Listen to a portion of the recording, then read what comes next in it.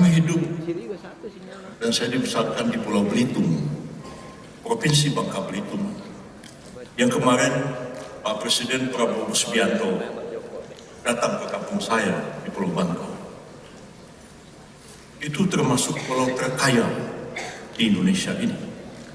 Pak Prabowo kaget karena pulau itulah, dua pulau Bangka dan Belitung, satu-satunya pulau yang masih aktif menambang timah sampai hari ini. Tambang timah di Cina, tambang timah di Malaysia dan Thailand, tambang timah di Bolivia sudah lama ditutup. Yang ada hanya di Bangka dan Belitung. Kita tidak bisa membayangkan kalau timah itu tidak ada. Semua elektronik berhenti. Semua sirkuit elektronik di komputer, di handphone, listrik, televisi, itu disambung pakai timah. Kalau orang kampung bilang disolder pakai timah. Dan sampai hari ini tidak ada program yang dapat menggantikan timah untuk mengkoneksikan elektronik. Kalau sekiranya tambang timah itu kita kelola dengan seksama dan kita stop ekspor timah, maka seluruh industri modern akan terhenti secara tiba-tiba. Tapi celakanya, tambang timah yang sudah dilakukan 300 tahun sejak zaman Belanda sampai hari ini, orang Bangka Belitung itu hidup dalam kemiskinan, termasuk keluarga saya. Miskinnya itu nggak ketulungan. Kami tinggal di tepi pantai, saya selalu bermain-main di laut, berenang, mancing, nangkap ikan, jual ikan di pasar. Anak keluarga tambang timah itu sebagian besar menjadi pengikut komunis. D.N. Aidit adalah orang sekampung dengan saya. Bapak saya ketua Partai Masyumi, Partai Islam Moderat, yang menjadi musuh PKI. Ketika kecil saya merasa jadi orang yang hidup terancam. Ya. Wakidi di belakang rumah kami itu, ketua PKI, yang punya senapang, granat, dan peluru.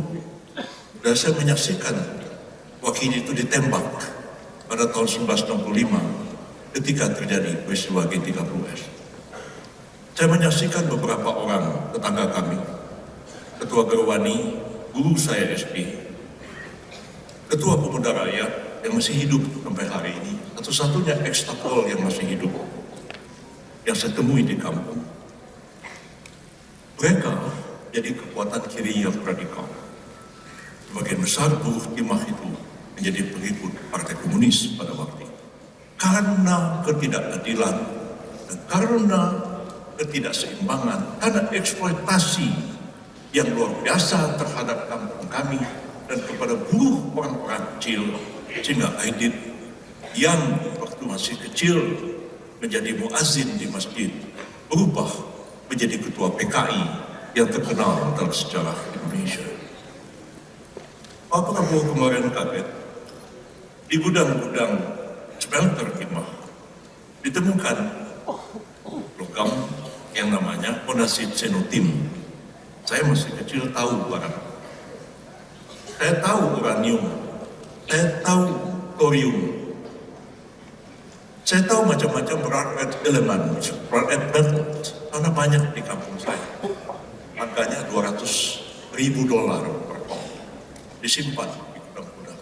Pulau itu kaya, tapi penduduknya sangat-sangat miskin. Ketika saya masuk SD tahun 1963, kita konfrontasi dengan Malaysia. Kampung kami itu menjadi tempat penghadangan pesawat tempur Inggris dari Singapura dan Malaya.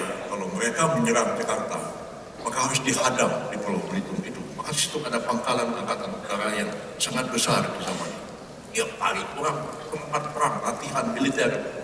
Kami hidup dalam suasana kemiskinan itu. PKI begitu kuat, hidup kami terancam. Dan saya masih kecil melihat tragedi tahun 1965 itu. Kami dibawa ke hutan oleh Komandan Koramil, besoknya dibawa pulang ke kampung. Baru kami tahu ada G30S, dan hari itu kami melihat banyak tetangga-tetangga kami yang PKI ditembak dan kemudian ditangkapi tentara. Konon kabarnya mengalami gelisah. Wallahu a'lam bishawab apa yang sebenarnya terjadi. Nah, dalam suasana miskin seperti itu, orang tua saya selalu mengatakan, jangan kalian lupa sekolah. Sekolahlah satu-satunya yang akan mengubah nasib kalian di masa depan. Sebab itu, waktu tamat SMA, saya SMA itu sekolahnya aneh. Saya SMA itu SMA perguruan Islam Belitung namanya. Sekolahnya masuk jam 5 sore, pulangnya jam 10 malam. Bagaimana ceritanya begitu? Karena sekolah itu dibikin untuk menampung karyawan PT Timah yang mau sekolah. Nggak ada sekolah SMA pada waktu itu, kecuali itu satu-satunya.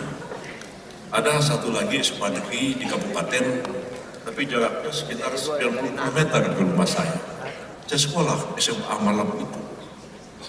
Waktu tamat SMA, ayah saya bilang sama saya, kamu sekolah aja. Bapak dulu gagal jadi Master in the Restaurant. Bapak saya bilang, dia gagal jadi sarjana hukum. Siapa tahu kamu nanti bisa jadi Master in the Restaurant, katanya. Saya pun pikir bagaimana caranya mau pergi kuliah. Uang nggak ada. Sekolah, SMA, sekolah malam. Apa bisa masuk universitas? Itu jadi pikiran saya. Maka pergilah saya naik kapal laut di Jakarta ini, mendarat di Pasarikan, tidur di masjid, dan kemudian mendaftarkan diri di Salemba UI untuk tes Universitas Indonesia. Maka saya pun jalan kaki ikut di GBK sekarang ini, Gelora Bung Karno.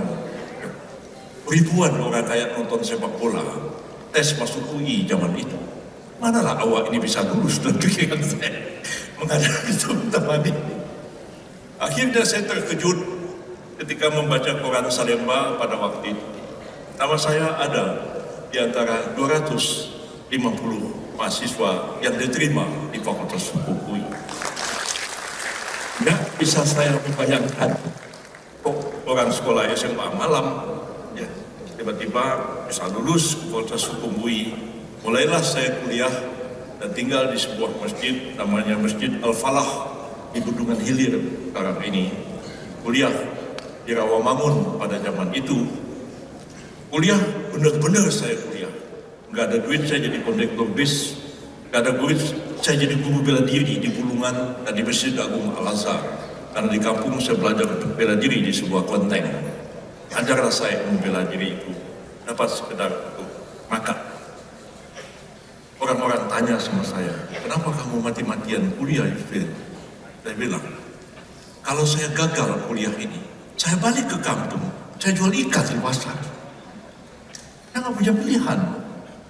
Sampai hari ini, baru 2 minggu yang lalu saya pulang ke kampung, ke Belitung Timur. Saya beli ikan di pasar pagi-pagi. Yang jual ikan itu ya kawan saya waktu itu SMP.